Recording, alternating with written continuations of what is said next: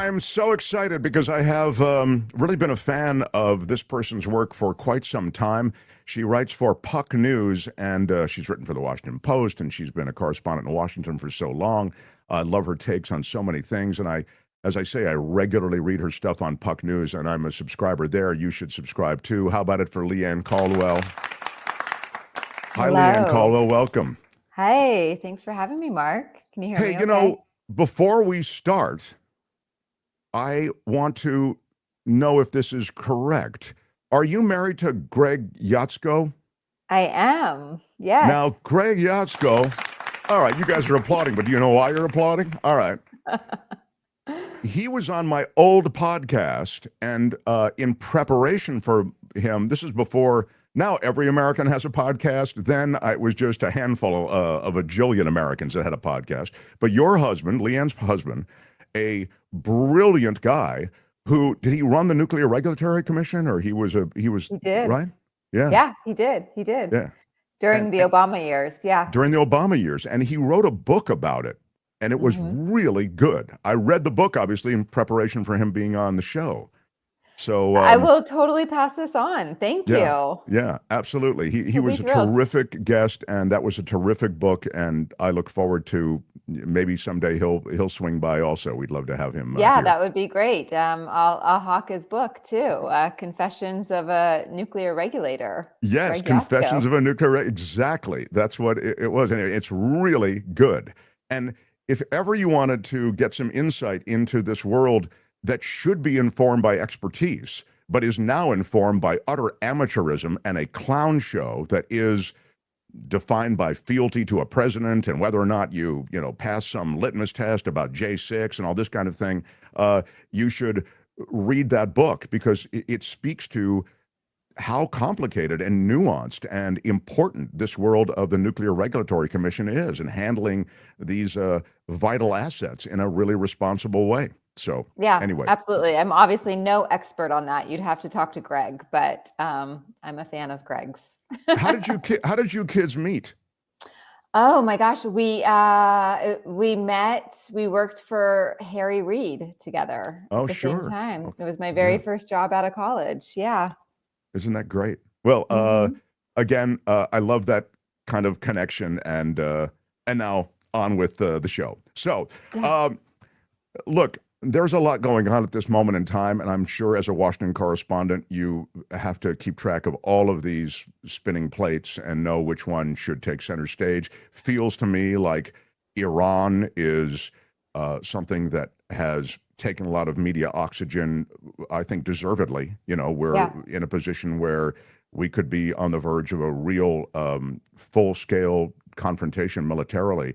Can you give me a sense of where Washington is, where the various factions in Washington might be, including, if you would, the MAGA faction, which I feel as though those people kept talking a lot in the run-up to the election about how he was a no-war president and he was going to get us Yeah. out of confrontations and out of military situations. And this is clearly a president who I think from day one has smack-talked, even militarily smack-talked, Mexico, Canada, Greenland, et cetera.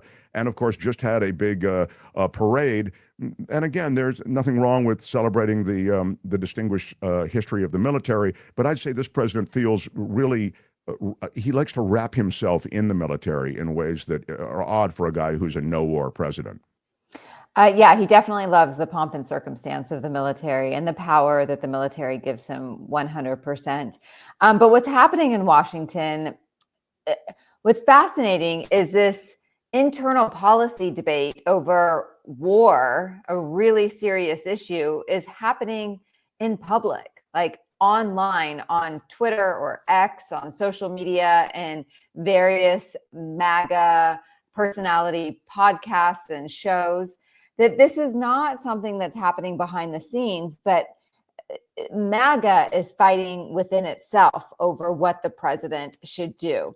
I mean, just for example, today you have Tucker Carlson, who had Senator Ted Cruz on his show. Senator Cruz has been an advocate of the president taking aggressive military action against Iran. And of course, Tucker Carlson is really leading the vocal charge against that, doing so very publicly. And there was a confrontation where Tucker Carlson accused Senator Cruz of knowing nothing about the country that he wants to bomb. And so you do have the very traditional Republican hawks who are much more supportive of military action in Iran. But then you have the MAGA crowd who, as we have seen with Tucker Carlson and others, who are really, really opposed to it. And the interesting thing is that Donald Trump seems to have done a better job, so he says, and his administration says, of aligning his administration with like-minded people who agree in supposedly his no war, anti-interventionism stance. But this fight is still happening. This argument is still happening. And there's the Israel component that's playing very heavily into it too. You have the Republicans in the party who say that the Republican Party is very pro-Israel and it is an ally and it should be defended at all costs. And so you have all these different competing factions, and Donald Trump is seriously going back and forth. It is sometimes hour by hour on what he's thinking on this, is what I'm told. Yeah, I'm, by the way, if we ran that Carlson Cruz back and forth, if anybody's curious, you can find it last hour, and we'll drop it as a separate video too with commentary. But I see the coalition that's formed on the we need to go in, we need to defend Israel at all costs. These are our allies in the region. This is the only democracy in the region, whatever the default position is. That coalition is made up of, again, traditional right-wingers, also the Christian right. I think of Mike Johnson, who's very much right. That's sort of their thing. And they seem, because I think of that coalition who's in it as sort of an unstoppable force. So if you add to the conversation the German chancellor who said Israel's done our dirty work and we need to now support that work. They've done the hard stuff, essentially, is what the German chancellor said. I see almost a momentum, toward becoming more involved. But what you say is so compelling, which is Trump himself seems to be leaving his options open based on which way the wind is blowing. Yeah, absolutely. I mean, the New York Times had a great piece yesterday where they kind of outlined the timeline here, where on Friday, so the day after the attack started, on Friday, Marco Rubio, the Secretary of State and National Archivist and all the jobs he has, right. He came out first and he said that the United States was not involved in this at all. But the Times reports that the next morning, Donald Trump woke up and turned on Fox and Friends, Saturday morning's Fox and Friends, who was glowingly talking about the war, about what Israel is doing in Iran. And so Donald Trump decided, oh, well, let's take some credit here. Let's get involved in this from a perception and a PR perspective. And so it is, there's always been the thing about Donald Trump is that he often takes the advice of the last person he talked to. This was very big, especially in the first Trump administration. And he's kind of seems to be resorting to that now. It depends on who is in his ear in the moment. Donald Trump told reporters today, "What are you going to do?" And he said, "Nobody knows what I'm going to do," which might be the most true statement that he's uttered. Yeah, he seems to sort of enjoy, only I know, and even I don't know. Right, exactly. Because it changes. Yeah, it's an extraordinary thing. I want to pivot a little bit to the big, beautiful bill, as it's called. You've written about it and about sort of these cultural wedge issues that, sort of inform it in some way, but the executive power issues that I see shoehorned in there, to give the president a lot of room to essentially defy whatever court judgments might come down on executive orders that he's made. But I wonder if you can speak to those things that you find might be divisive enough to either derail it or delay it or sideline it. But what are the things in the big, beautiful bill that are being discussed openly anyway that you feel might sort of be politically not palatable? Yeah, so I'm actually not super pessimistic on this bill. I actually think that it's going to pass. I just don't know when, and I don't know what form it's going to be. But too many Republicans I talk to admit that like failure is just not an option. They will get there somehow. I And think the issues, yeah. sorry to interrupt, but that's because politically they can't take the heat that is associated with voting against it. Is that what's going on? Yeah, well, there's a couple things. They do not want to be blamed for a tax increase that Americans will get. Most Americans, not all, will get if this bill.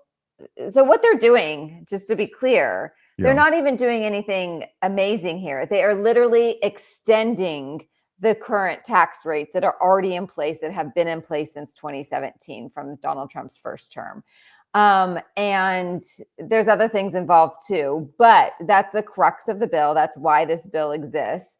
And so they say failure is not an option because they will be blamed for taxes being increased on most Americans. But then there's also political pitfalls with this bill, as we're really starting to see in polling this week. In my Puck story that's going to publish tonight, I get into this a bit, that, most Americans, either a plurality of or most Americans, do not support this bill. A lot of Americans don't know what's in it because it's really hard to campaign and tout, oh, we just extended your current tax rate. That's not really like a political winner. But the Americans that do know what's in it don't really like what's in this bill. And the reason is, of course, like to get back to your original question, of course, there's the Medicaid issue. There are Republicans in many states whose states have expanded Medicaid. They really rely on federal funding to pay for this Medicaid. And there will be cuts to Medicaid through this bill, especially the Senate version. And so that's what they're grappling with now, is the Senate actually is making steeper cuts to Medicaid than the House did. And so that's probably the most problematic thing for some of these Republicans. And the way they could get around that, Leigh Ann, I'm sorry, you're saying that they're looking at making some more modest cuts, or they're looking to how do they get around that? If it should be a political landmine for them, for sure. Yeah, and polling is suggesting that it absolutely is a political landmine for them. And how do they get around that? So the problem is with the House bill, they were trying maybe not so effectively, but trying to frame the cuts as just getting rid of waste, fraud, and abuse, which people took a lot of issue with that, and that wasn't completely accurate. And people who were able-bodied were most likely, or who needed Medicaid, were most likely going to lose some of their Medicaid benefits too. But when the Senate got a hold of the bill, their goal was to reduce the cost, even, how do you say this? Reduce the deficit anymore, but it increases the deficit. So they wanted the bill to be cheaper. Sure. And to do that, they made even steeper cuts to Medicaid. So now it's even harder to make that argument that it's just waste, fraud, and abuse, especially when you have Senator Josh Hawley, who is a Republican from Missouri, who is like the spokesperson for being against Medicaid cuts right now, and basically bashing his entire party for slashing the program. So that's going to be one of the most complicated things. So are the votes there then, Leigh Ann? I mean, they're not right now. They're not there right Okay. now. But no. You think it will pass still?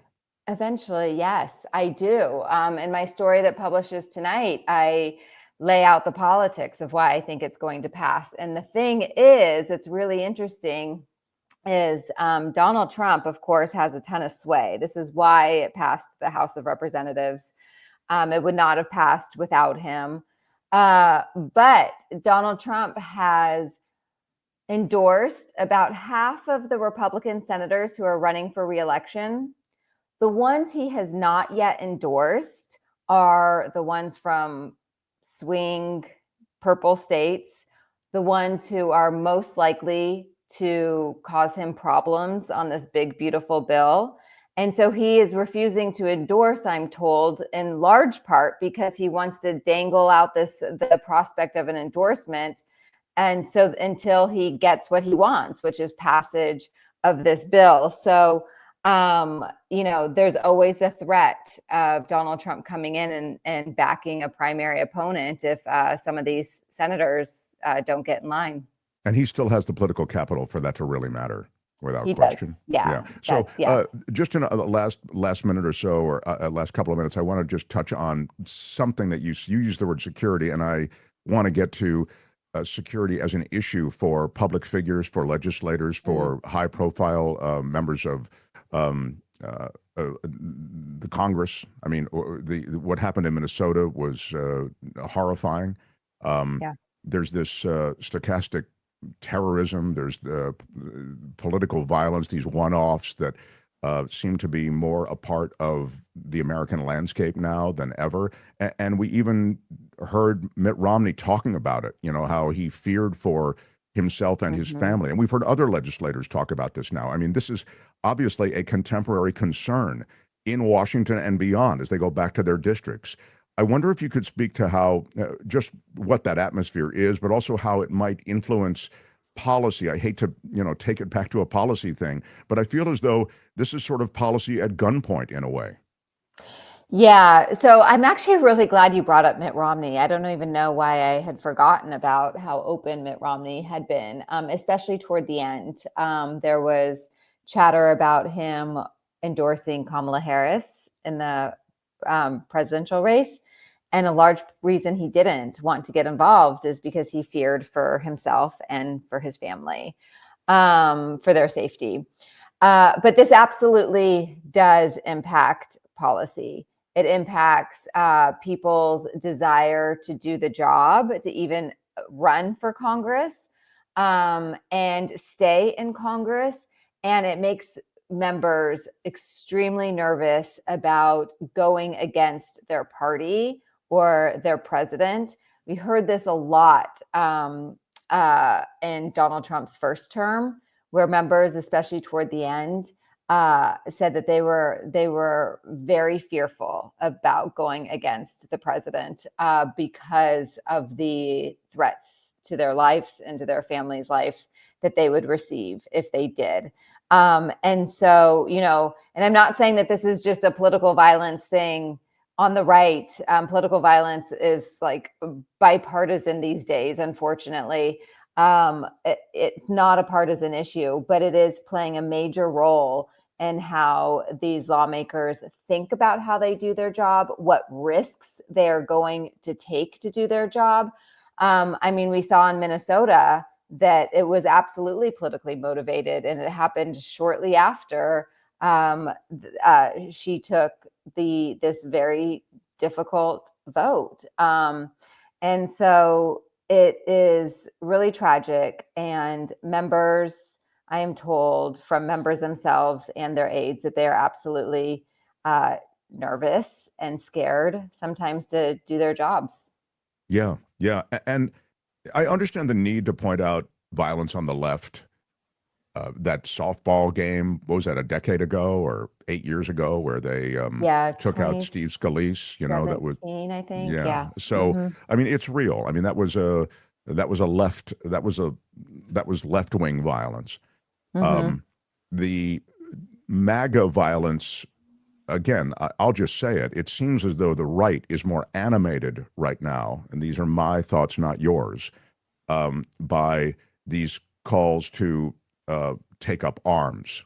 And I just think it also dovetails a lot of stuff sort of culturally. I think we fetishize some certain things associated with the military, and we wear our camo, and we have and I just think it's a moment in time that, as I say, has been supercharged by the rhetoric of this president and the intensely divisive rhetoric that you hear in Washington now. You're sort of the us versus them, I'd argue, has gone to another level. So leaving aside the political violence, I think you'd have to concede that, right? That there just seems to be a supercharged aspect to the kind of rhetoric we're hearing, like enemies of the state. This sort of thing. Don't you think, Leigh Ann? Oh, yeah. Yes. And it's a good thing to remind about that too, because it becomes so normalized. Like, I am in Washington and I hear this on a daily, weekly basis, and it does become normalized, and we have to remind ourselves that this is not normal and that's not how it should be. And so it's very polarizing times, in a very bitterly divisive and angry moment that we are living in. Yeah, no, indeed. I promised to get you out of here now, so I'm going to let you go. But it's been such a pleasure visiting with you, and I read your stuff all the time. I'll look forward to the column that's dropping tonight, and we'll have a link to Puck under this video, ways people can subscribe and enjoy your stuff. It's really, really great, and give my best to your husband. Thanks, Mark. It was so great to be on, and I will. I'm sure he'd love to come chat with you at some time. Good. We'll hope to have you both on again soon. Oh yeah, we could do it. We can do a joint appearance. Probably that would be not. Fun. I would be like too. mute. I would be silent during all the nuclear stuff. I'm just like, hi. Well, hey, the nuclear stuff's important, so I'll look forward to that conversation happening. Thanks, Leigh Ann. All the best, and appreciate you being Mark. here. All right, Leigh Ann Caldwell. Hi, it's Mark, and I thought that was great. Hit the notification bell. You'll know whenever there's a new video being dropped, and please subscribe to our channel to help us save the universe.